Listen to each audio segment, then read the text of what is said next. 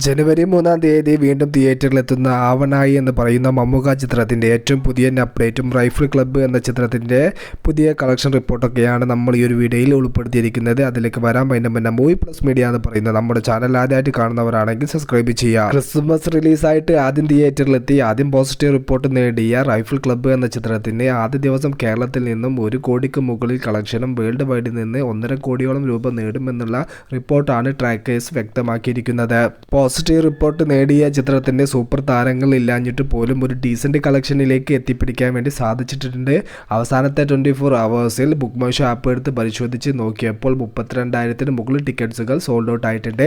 ചിത്രത്തിൻ്റെ നല്ലൊരു positive report കിട്ടിയത് കൊണ്ടാണ് ഇത്തരത്തിലുള്ള ഒരു ടിക്കറ്റ് സോൾഡ് ഔട്ടിങ് കാര്യങ്ങളെല്ലാം ബുക്ക് മൈ ഷോ ആപ്പിലൂടെ ചിത്രത്തിന് ലഭിച്ചിരിക്കുന്നത്. താരങ്ങളില്ലാതെ തുടങ്ങിയ ഒരു ചിത്രത്തിന് ആദ്യ ദിവസം പോസിറ്റീവ് റിപ്പോർട്ട് നേടിയിട്ടുണ്ടെങ്കിൽ രണ്ടാമത്തെ ദിവസം അതിൻ്റെ മുകളിൽ നിൽക്കുന്ന ഒരു കളക്ഷനാണ് ഇന്ന് വെള്ളിയാഴ്ച കേരള ബോക്സ് ഓഫീസിൽ നിന്നും വേൾഡ് വൈഡ് ബോക്സ് ഓഫീസിൽ നിന്നും നാം പ്രതീക്ഷിക്കുന്നത്. ആഷിഖ് കപൂർ എന്ന സംവിധായകൻ തിരിച്ചു വന്നിരിക്കുന്നു. നീല വെളിച്ചവും അതോടൊപ്പം നാരദൻ എന്ന സിനിമയൊക്കെ എടുത്തു വെച്ച ആഷിഖ് കപൂർ ആണോ ഈ ഒരു ചിത്രം ഒരുക്കിയിട്ടുള്ളത്? വളരെ ബ്രില്യൻറ്റ് മേക്കിംഗ് എന്നൊക്കെയാണ് സിനിമ കണ്ട പ്രേക്ഷകർ ഈ ഒരു ചിത്രത്തെക്കുറിച്ച് അഭിപ്രായപ്പെട്ടിരിക്കുന്നത്. വലിയ കഥയോ വലിയ ദൈർഘ്യമോ ഒന്നുമില്ലാത്ത റൈഫിൾ ക്ലബ്ബ് എന്ന് പറയുന്ന ചിത്രം ഉള്ളത് മികച്ചൊരു എന്റർടൈനർ എന്നും കൂടെ പ്രേക്ഷകർ കൂട്ടിച്ചേർക്കുന്നു. കണ്ടവരുണ്ടെങ്കിൽ ജസ്റ്റ് ഒന്ന് കമന്റ് ആയിട്ട് രേഖപ്പെടുത്തുക.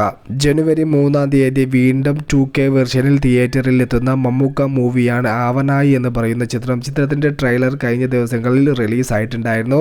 ട്രെയിലറിൻ്റെ വ്യൂ കാര്യങ്ങളൊക്കെ എടുത്ത് നോക്കുന്ന സമയത്ത് ഞാൻ ഞെട്ടിപ്പോയി കേട്ടോ. ഇതൊരു റെക്കോർഡ് തന്നെയാണ്. വെറും 17,000 വ്യൂസാണ് ഈ ഒരു ട്രെയിലറിന് നേടാൻ സാധിച്ചിട്ടുള്ളത്.